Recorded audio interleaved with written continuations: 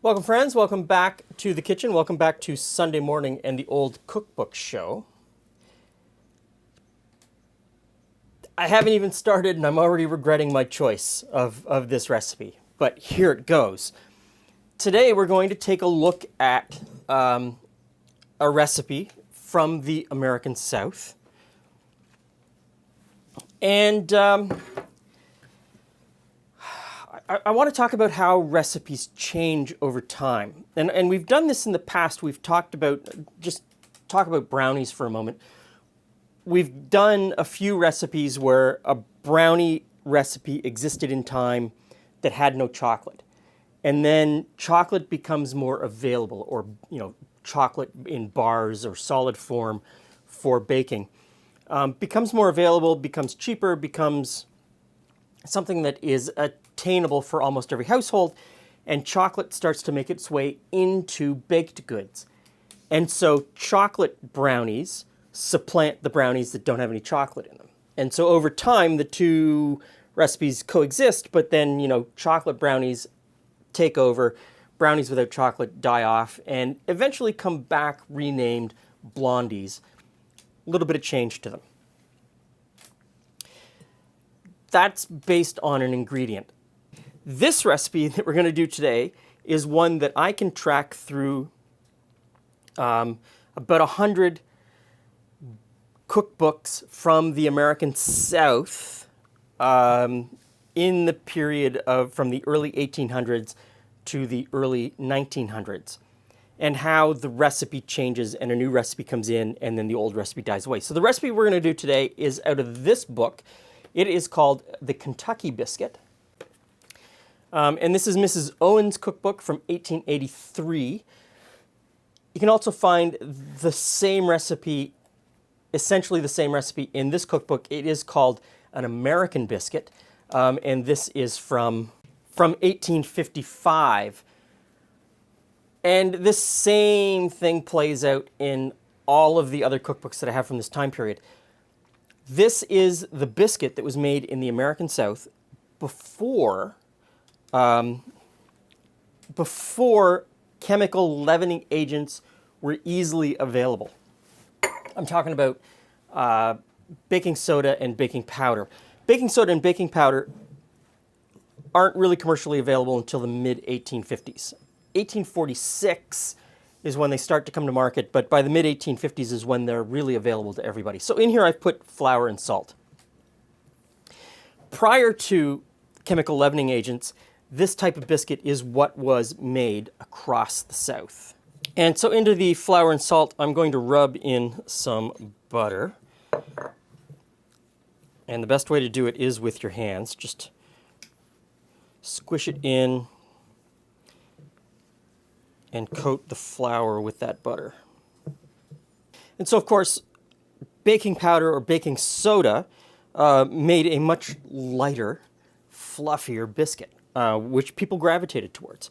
So in this time period, you see both of the biscuits, or both of the biscuit styles coexisting. And the other one's called buttermilk biscuit, sour milk biscuit, soda biscuit, that sort of thing. By 1912, 1915, the biscuit that we're making today, called American Biscuit or Kentucky Biscuit, the name changes to beaten biscuit. And it doesn't appear first in any of the cookbooks. The other biscuit, the sour milk or buttermilk biscuit, shows up first. And then by 1925 or so, the biscuit that we're making today, the beaten biscuit, disappears. No one's making it anymore. It's gone. It's gone from cookbooks, completely supplanted by the biscuit with the chemical leavening agents in it. And so this is a tale of how a new ingredient, or a more easily obtainable ingredient, which is the chemical leavening agents, takes over and completely changes the food of a region. Or completely changes what most people today would think of as sort of that staple, that thing that they hold up and say, this is Southern cooking. Wouldn't have existed if in the mid-1850s, 1840s, 1850s, someone hadn't brought to market baking soda and baking powder. Now, it says to knead this for a little bit, so I'm going to turn it out onto the bench, and we're going to knead it first. Now, I'm supposed to beat it hard for 15 or 20 minutes with a rolling pin. It's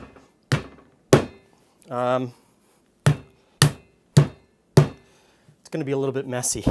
Already I can tell it's going to be a little bit messy. There is going to be biscuit all over the kitchen. And this could have been the other reason why this fell out of favor. Who wants to beat something with a rolling pin for 15 or 20 minutes?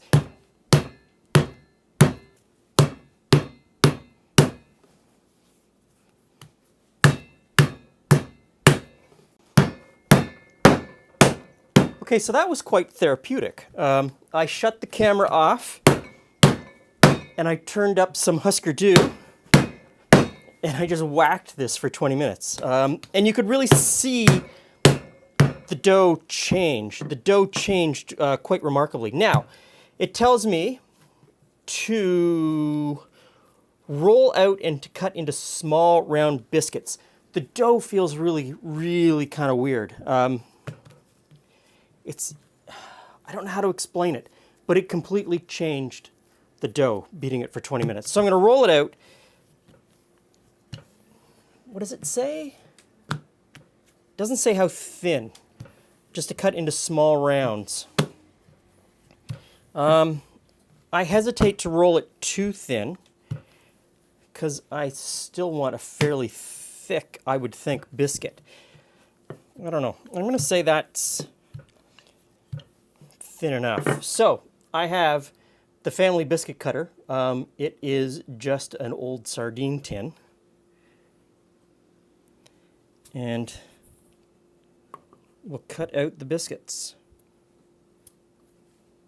Okay, last one. Now the recipe says to prick with a fork and bake in a hot oven. One of the things about this particular recipe, Kentucky Biscuit, American Biscuit, doesn't matter which cookbook I look in. Even after the name changes to beaten biscuit, the proportions are the same. The only difference is in the fat that's used. Some of the recipes call for pork lard. Some of them call for beef drippings. Some of them call for bacon fat. And like this one, butter. Butter is probably the one that you see most often. In my cookbook collection anyway. So I've got the oven preheated to 450 degrees. I'm going to stick these in. We'll figure out how long.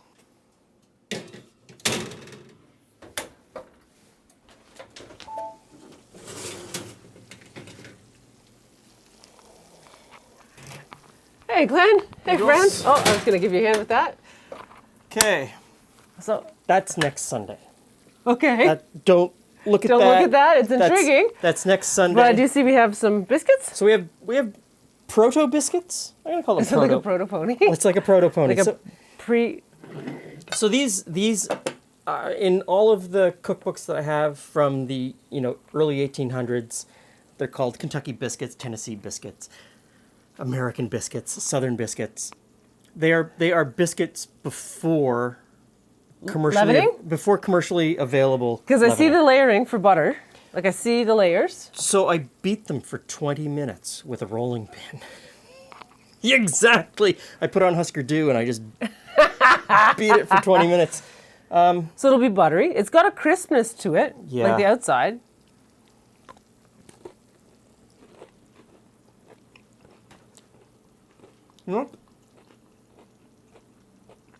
They taste like biscuits. The flavor's really good, isn't it?